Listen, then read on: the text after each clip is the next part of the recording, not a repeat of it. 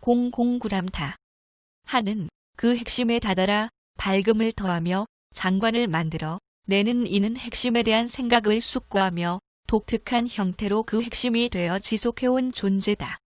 핵심을 숙고하고 그와 하나가 된 당신은 모든 생명이 태어나는 근원이 된다. 핵심이 밝게 빛날 때 그곳에서 나오는 것은 생각이다. 독특한 형태로 지속되는 당신의 생각에서부터 모든 생명의 의식이 양육되고 확장된 다. 내 설명은 매우 모자란 것이다. 이 7번째에 대한 비전은 공간과 시간, 측정의 한계를 넘는 것이다. 언어의 한계를 넘어 감성적인 이해까지 다다른다.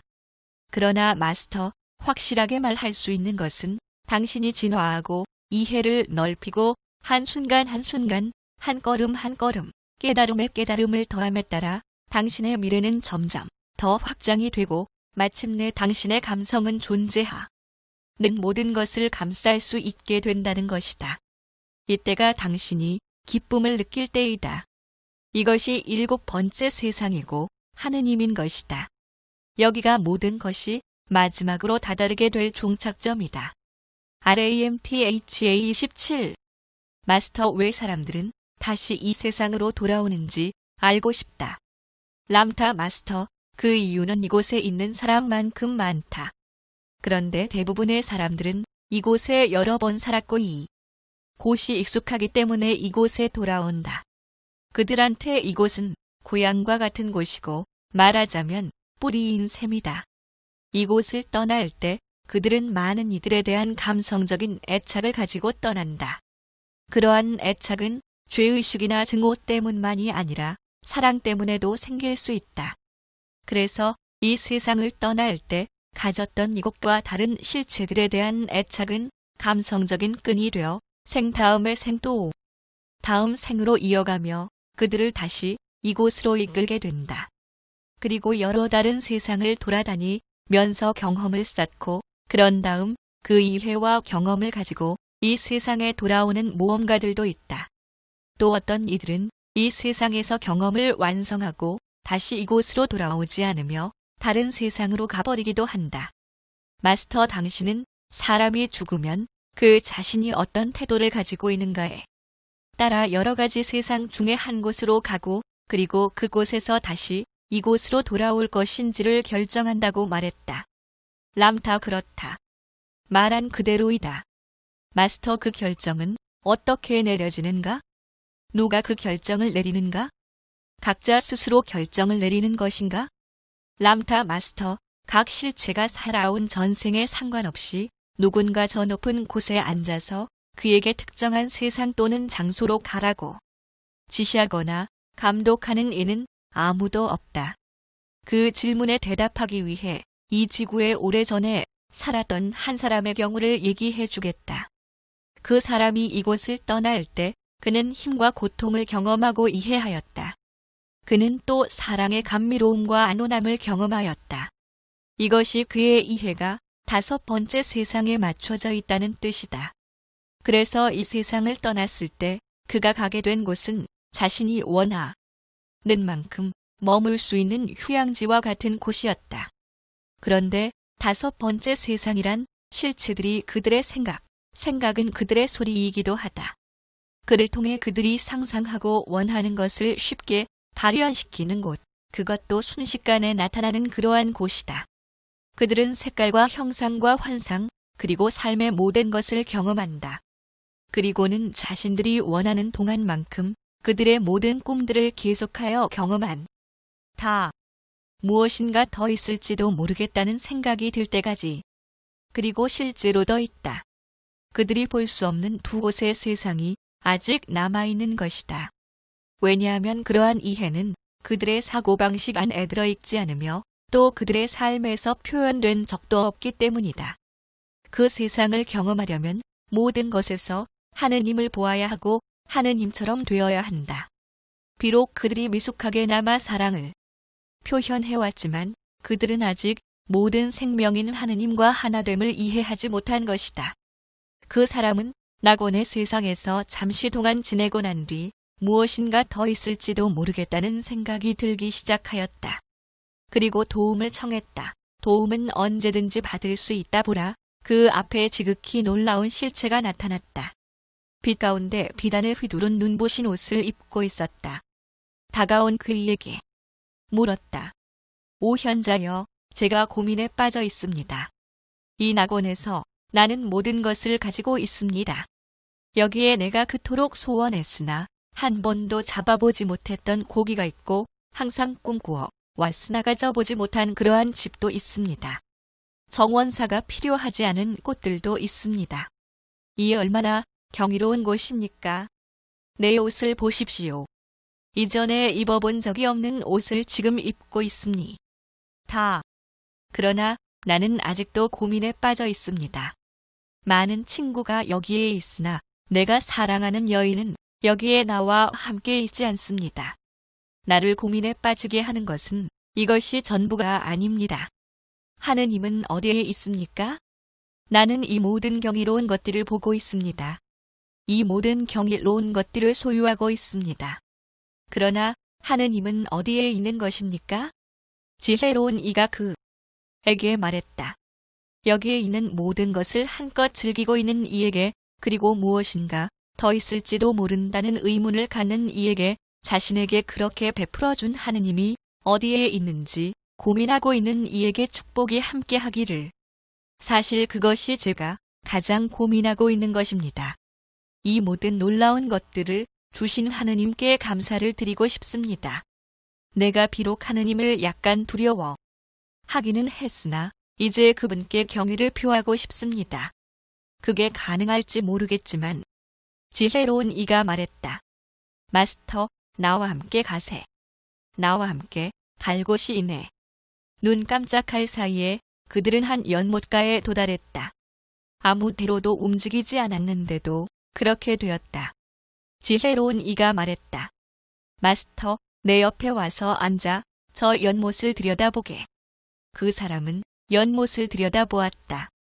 그가 본 것은 무엇인가? 그는 이 지상에서 살았던 삶을 보게 된 것이다. 아기로 태어나서 모친의 젖을 빨고 예쁜 엉덩이를 내놓고 뒤뚱거리던 시기를 지나고 무릎이 까지기도 하고 공깃돌 놀이도 하고 젊어서는 이성에 끌리고 어른이 되어서는 결혼하고 영원한 사랑을 맹세하고 또 자식과 출세, 일과 친구, 그리고 재물까지. 그리고 깜짝 놀랐다. 그는 그 자신을 전에 전혀 본 적이 없는 것처럼 보고 있었기 때문이었다. 그 생에서 자신은 하느님이 존재하는 것을 믿는 착한 사람이었다. 그는 힘 있는 사람이었으나 그 힘으로 누구도 노예로 만들지 않았다. 아내와 아이를 진심으로 사랑했고 그러한 것을 말하는데 전혀 거리끼지 않았다. 그가 살았던 시절에 그는 가르치고 터득하고 사랑하며 겸손하고 영성이 순수한 이로 평판이 자자했다. 자신의 삶이 연못에 비치는 것을 다 보고 난 후 그가 본 것을 깊이 생각하고 나서 지혜로운 이를 돌아보았다. 그리고 말했다. 제가 꽤 잘했군요. 지혜로운 이가 말했다. 잘했네, 매우 잘했네, 하나를 빼고 말일세. 자네는 하느님 아버지가 누구인지를 알아보려고 애쓰지 않았으며 그 하느님을 자신과 모든 생명에게서 언제나 분리시켰네. 자네 부인을 돌아보게. 부인에 대한 자네의 사랑에서 가장 중요한 것은 그녀가 좋아하는 것을 주는 것이었지. 그러한 면에서 자네는 꽤 잘했다고 보네. 한 가지를 빼고는 자네 부인이 자네가 준 그 모든 것에 관계없이 자네를 사랑할 수 있도록 할 만큼 자네는 자신을 사랑하지 못했다네. 그 모든 것을 줄 수 있는 자네 자신이 정말이지 얼마나 위대한지 진심으로 감사하게 여기지 않았네. 그래서 자네의 고민을 해소하기 위해 자네에게 제안하네. 다시 돌아가게. 자네가 표현해 놓은 것들이 그곳에 있고 자네가 얻은 것이 그곳에 있네. 지금 자네는 자신을 사랑하는 것을 당신 존재 안에 있는 사랑을 표현하고 모든 것의 아름다움 속에서 하느님을 보는 것을 스스로 터득해야 하네. 돌아가기로 결정했다면 한마디를 더 해두겠네. 어떤 사람이 될 것인지 주의하여 선택해야 하네. 자네 앞에 주어진 역할에 따라 자네 본연의 자가 되어 아직까지 이해하지 못했던 것을 이해하는 기회를 얻게 될 것일세. 잠시 혼자 내버려 두겠네. 잘 생각해보게. 필요한 만큼 시간을 갖게. 돌아가기로 결정하면 나에게 알려주게. 가장 바람직한 길을 알려줄 수 있을 거네. 그 사람은 그곳에 앉아 조금은 지칠 정도로 생각을 했다. 그는 그전에 가져보지 못한 것을 모두 가지고 있다. 그가 돌아가면 그 모든 것을 다 잃게 된다. 그는 고민스러웠다. 그를 낙원에 있게 한 그 하느님을 발견하고 싶었기 때문이다. 그래서 지혜로운 실체를 청해 그에게 말했다. 지혜로운 이여, 하느님을 보고 싶습니다. 그러나 내가 어떻게 해야 볼 수 있는지를 모르겠습니다. 지혜로운 이는 말했다. 필요한 것은 언제 자신으로 하여금 알게 할 거라는 정이네. 언제든 어디서든 괜찮다네. 지금 자네의 욕구에 따라 실행하려는 것은 선택한 시간이나 장소에 상관없이 자네에게 필요한 경험을 제공할 것이네.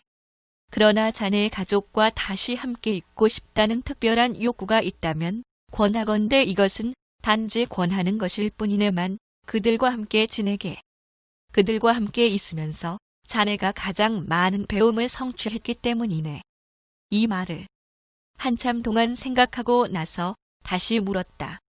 하오나 지혜로운 이여, 질문이 한 가지 더 있습니다. 하느님을 보았을 때 어떻게 그인지 알 수 있겠습니까? 지혜로운 이가 대답했다. 자네가 자신을 알면 그를 알게 되네. 그 대답을 듣고 그 사람의 가슴은 환해졌다. 존재하고 나서 처음으로 하느님이 그 자신과 똑같을지도 모르겠다고 자신과 하느님을 연관 지을 수 있었기 때문이다. 그래서 되물었다. 다시 돌아가서 하느님을 보고 싶습니다. 내 가족에게로 다시 돌아가고 싶습니다. 그 연못을 들여다보게. 무엇이 보이는가? 그 사람은 연못을 들여다보았다. 그리고 보았다. 그가 두고 온 어린 아들이 이제 장성하여 사랑스런 여인과 사귀며 구혼하고 있었다. 서로 사랑에 빠지고 사랑의 행위가 막 시작되었다. 기회가 왔네. 자네가 돌아갈 수 있는 길이 열렸네. 자네 아들의 자식으로. 내 아들에게? 내 아들의 아들이 되라는 말씀인지? 아버지인 내가 내 아들의 아들이 된단 말입니까? 그가 내 부친이 되는 것입니다. 물론 그 전에 살았을 때에도 그는 자네의 부친이었고 자네는 그의 아들이었네. 그래서 지금은 다시 한번 반복할 따름이네. 그 사람은 생각을 해보더니 지혜로운 이를 쳐다보면서 물었다. 러나 나는 아내를 사랑합니다. 어떻게 내 아내의 손자가 될 수 있겠습니까? 어릴 때는 할머니를 몹시 따르게 될 것이네. 자네가 성인이 될 때쯤엔 할머니는 세상을 떠나게 되네. 그리하여 자네 가슴 속에 있는 사랑을 말할 수 있게 도와주던 무엇인가는 할 일을 다 마치게 되고 그때부터 하느님을 그 자체의 아름다움으로 볼 수 있는 새로운 과제를 떠안게 될 것일세. 는 곰곰 생각해 보았다. 그리고는 이렇게 말했다. 너무나 많은 도움을 주신 분이여. 모든 것이 준비되면 나는 내 아들의 자식으로 태어나고 싶습니다. 지혜로운 이는 그에게 말했다. 곧 씨앗이 나오게 되네. 그것을 보는 순간에 자신을 자네 아들의 빛의 일부가 되도록 하게. 어떻게 해야 됩니까? 그가 돌아다 보았을 때 놀랍게도 그 실체는 이미 사라져버렸다. 대신에 그는 그 아들을 바라보고 있었다. 그가 이미 아들의 빛의 일부가 되었기 때문이다. 그의 아들은 그가 거기에 있는지 모르지만 부친에 대한 느낌이 요사이 마음속에 자주 떠올랐다. 그래서 내 아버지가 지금 나를 볼 수만 있었으면 하고 생각했다. 물론 그의 부친은 그러고 있었다. 어린애가 자궁 안에 들어서는 순간이 왔다. 그 사람은 이 어린애의 신체 구조 일부분이 되려고 했다. 그가 원하는 삶에 따라 생각으로 그렇게 한다. 그는 수정하는 순간에 몸을 점유할 수도 있고 태어나고 나서 1년 후까지 기다릴 수도 있다. 그 사람은 매우 민첩했다. 모든 것이 그에게 익숙했기 때문이다. 그래서 빨리 그 어린애가 되기로 작정했다. 그래서 스스로를 밀어 넣었고, 그리고 눈 깜짝할 사이에, 그리고 한순간에 자신이 누구인지를 잊어버렸다. 처음 그가 알게 된 것은 목에서 나오는 기침이고, 누군가 눈을 닦아주고 포근한 무엇으로 그를 감싸준다는 것이었다. 지금 내가 말한 이야기는 실제로 있었던 일이다. 경외로운 빛의 실체도 그 사람이 어떠한 삶의 표현을 할 것인지에 대한 선택을 대신해 주지 않았다. 단순히 그를 요술 연못으로 데려와 그 자신을 돌아볼 수 있게끔 도와주었을 따름이다. 그곳에서 그 사람의 영혼을 꾸밈없이 볼 수 있게 하여 지난 삶을 스스로 반추해보고 필요한 경험이 무엇인지 스스로 결정하게 도와주었을 뿐이다. 그 삶에서 비록 어린 아기였어도 이 실체는 이미 사랑하는 법을 알았다. 그것은 자신 안에 있는 하느님을 보는 방법이며 또 그가 터득해야만 하는 하느님이 되는 길이었다. 그리고 그렇게 했다. 그 실체의 이름은 붓다이다. 항상 신이 선택한다. 항상 당신한테 선택할 수 있는 의지가 있다. 아무도 당신을 대신해 주지 않는다. 만약에 낙원에 있던 그가 더 나아지려는 노력을 하지 않고 이 세상의 아름다움을 통해 하느님을 보려고 하지 않았다면 그는 아직도 그 5번째 세상에 남아있을 것이다. 그리고 당신의 이 세상은 그의 지혜와 빛으로 축복을 받을 수도 없었을 것이다. RAMTHA 28 7장 죽음. 과초탈 죽음은 꼭 따라야 하는 법칙이 아니다. 몸을 가지고 떠나는 것이 훨씬 편리하다. 그러면 이곳에 돌아오기 위하여 다시 태어나야 할 필요도 없고 마음대로 오갈 수 있게 된다. 마스터, 최근에 내가 임신한 것을 알았다. 그래서 묻고 싶은 것이 있는데 무엇보다도 먼저 왜 이 아이는 나에게 오기로 하였는가? 그리고 어떻게 우리가 부모를 선택하는가? 람타 표현아. 는데 필요한 육신을 얻으려 할 때 그 부모를 어떻게 선택하는가? 수많은 이유, 수많은 대답이 있다. 한때 이 지상을 떠났으나 이곳으로 다시 돌아오기를 원하는 이들은 아기를 낳을 실체를 기다리고 있다. 과거 이곳에서 자식을 낳고 살았으므로 이들은 생명의 유전 형질 부모라고 하는 것을 가지고 있다. 이를 통해 다시 돌아올 수 있다. 대부분 자신에게 친근한 이들, 다른 생에서 자신의 부모이기도 하고 자식이기도 했던 이들을 부모로 선택한다. 그리고 전혀 낯선 부모를 선택하는 이들도 있다. 단지 그 부모가 이 지상에서의 표현 수단을 제공한다는 이유 때문이다. 어떤 이들은 돌아오고 싶어도 돌아올 수 있는 매개체가 없는 경우도 있다. 그들은 자신에 맞는 몸을 얻기 위하여 수백 년을 기다려야 한다. 아무도 실제로는 누군가의 친이나 모친이라 할 수 없다. 모두가 생명의 양친 원리인 하느님의 아들이며 딸이다. 모두가 서로의 아들이며 딸이고 서로가 형제자매이기도 하다. 당신의 자식이나 부모는 형제자매이며 하느님 마음에 동등한 일부이다.